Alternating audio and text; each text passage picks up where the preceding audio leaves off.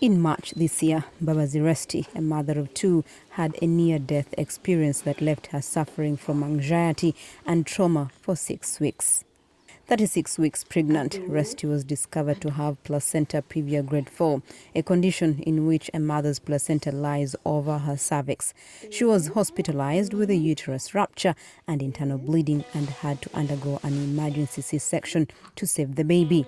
As the baby fought for his life, Resti suffered a cardiac arrest and was placed on life support in the intensive care unit, ICU. Resti woke up 2 days later to find out that her premature baby, who weighed only 2.2 kilograms or 4.8 pounds, needed breast milk that she was unable to provide because of her medical condition. So he had to be put on a glucose diet. And later, he was given powdered milk, but unfortunately, he faced a condition called NEC stage 1, whereby he wouldn't digest the powdered milk well. So he was supposed to get breast milk. So the fact that I was in ICU, I couldn't breastfeed the baby because ICU has a lot of infections and all that. So we had to look for an alternative. Luckily, Resti came to learn about Alisa Taha and Tracy Ahumuza's organization, the Atta Breastmilk Community, who could offer the much-needed help. She quickly enrolled and her baby started receiving breast milk from a donor. Atta Breastmilk Community was started in 2021 by a mother whose newborn baby girl underwent surgery immediately after birth. 3 days later, the baby passed away, leaving a grieving mother with full breasts. Rachel Akujiziwe is the administrator at Atta Breastmilk Community. Because she had a supply, she asks the doctors, where do I put the milk? They told her, all we can do for you is to give you tablets to dry it up. She's like, but you see, I needed it. There should be a mother or so, a baby who needs the breast milk. Akujiziwe says the breast milk comes from mothers who have babies from newborns to 6 months old.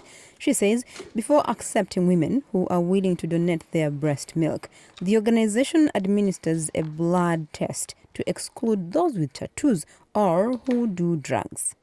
The blood work that we do, we check for HIV, we check for hepatitis, we check for syphilis, we check for CMV. They are screened before they start donating, this milk.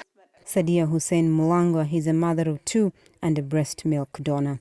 She says after giving birth to her first child, she didn't produce enough breast milk and had to initially keep her newborn on formula milk.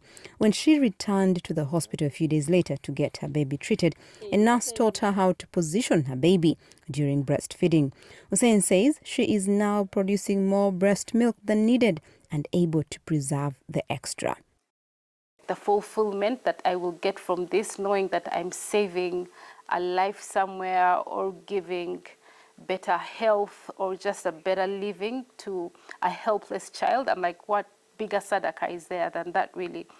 Dr. Doreen Mazakwe, a medical doctor and lactation specialist, says newborn babies should be fed on demand, especially preterm babies. With a growing number of mothers giving birth to premature babies due to causes such as urinary tract infections, malaria, trauma, and multiple pregnancies, among others, Mazakwe explains why breast milk is best for babies. Research has shown that preterm donated milk is best suited. Rather, a preterm is better off getting milk from a preterm mother because that milk is different from the mother who is producing mature milk. Okay, so and it supports their needs best. The Atta Breastmilk Community says they have helped over 500 babies over the past 3 years, providing 800 liters of milk from close to 150 donors. Halima Athumani for VOA News, Kampala, Uganda.